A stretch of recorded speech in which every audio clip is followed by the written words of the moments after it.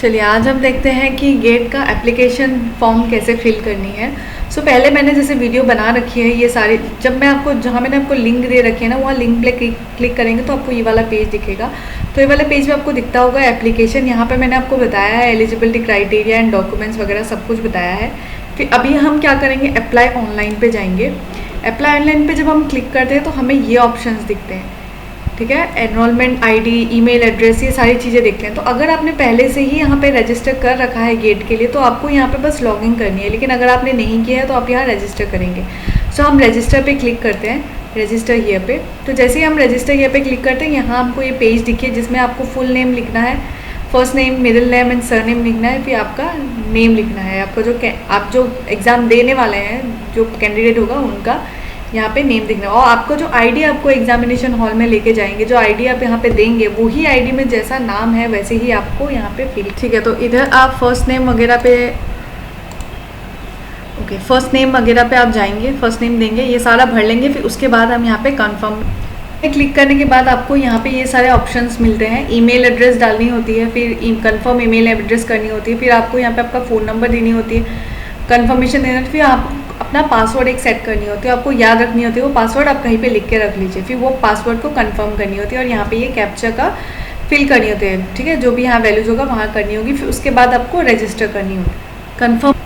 सो ये करने पे आपको यहाँ पे शो होगा कि आपका जो जब आपने सब कुछ वैल्यू डाल दी है ना, रजिस्ट्रेशन सक्सेसफुल बोल के आपको शो हो जाएगी। फिर ऐसे करने पे आपको रिडायरेक्ट किया जाएगा लॉगिंग वाले पेज पे। तो लॉगिंग पे आप अपना जो ईमेल आईडी है और वो जो पासवर्ड है जो आपने सेट कर रखी है वो डालेंगे। फिर उसके बाद आपको क्या करनी है, ये जो वैल्यू है वो भी डालनी है। तो आपको ना जिस नंबर पे आपने वो रखा है, रजिस्टर किया है, वहाँ पे आपको एक टेक्स्ट और जो मेल आईडी आपने रजिस्टर कर रखा है वहाँ पे आपको एक मेल भी रिसीव होगी गेट की तरफ से, गेट 2025 की तरफ से। उसी पे आपको आपकी एनरोलमेंट आईडी दी रहेगी एंड उसके बाद जो ईमेल आईडी है उसको वेरीफाई करने का एक कोड भी दिया रहेगा। तो वहाँ ओवरऑल सब कुछ दिया रहेगा, उसी के थ्रू आपको जानी है वापस इस पेज पे।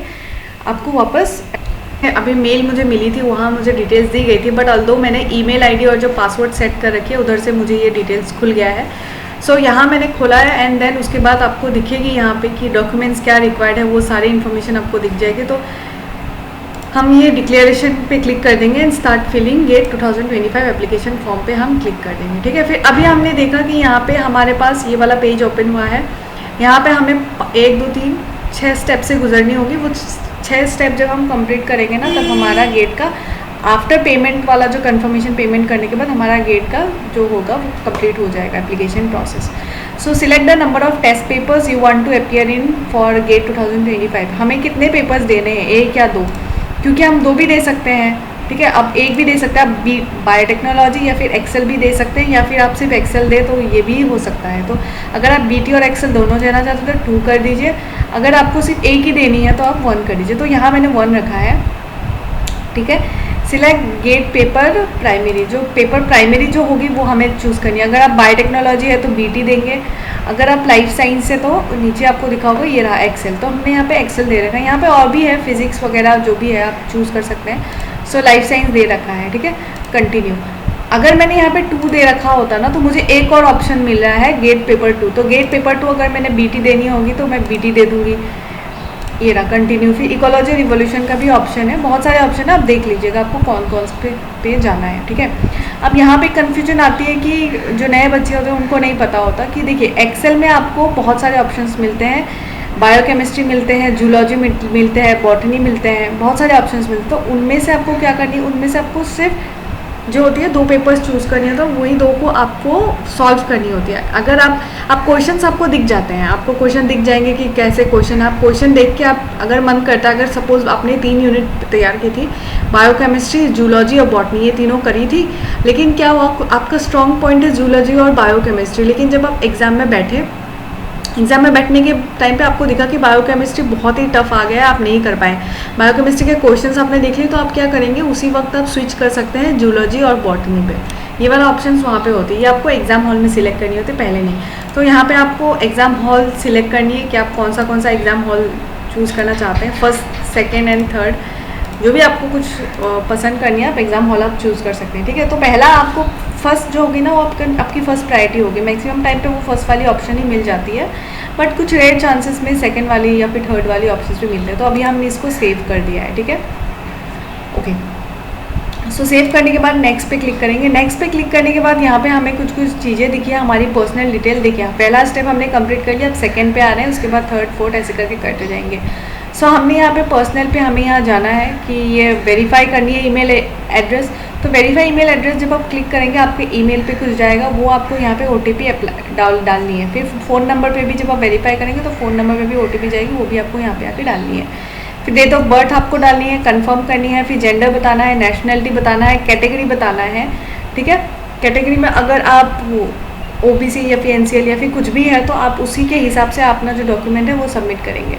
सो डिसेबिलिटी नो या फिर ये जो भी है, परमानेंट रेसिडेंस क्या है, कंट्री है, फिर उसके बाद स्टेट आपका क्या है, ID प्रूफ आधार देना है या फिर ड्राइविंग लाइसेंस, पैन कार्ड, जो भी आप कंफर्टेबल हो आप दे सकते हैं। तो आप अगर आधार दे रहे हैं तो यहाँ पे आधार नंबर दीजिए, अगर आप पैन कार्ड दे रहे हैं तो यहाँ पे पैन कार्ड का नंबर देना होता है। फिर पेरेंट का नाम देना होता है, फिर रिलेशनशिप बताना होता है कि आपका क्या लगते हैं जिनका नाम आपने यहाँ पे दिया है, फिर फादर की नेशनलिटी एंड एवरीथिंग, फिर उसके बाद पेरेंट का जो होती है फ़ोन नंबर देना है, उसके बाद सेव करके आपको नेक्स्ट पेज पे जाना है।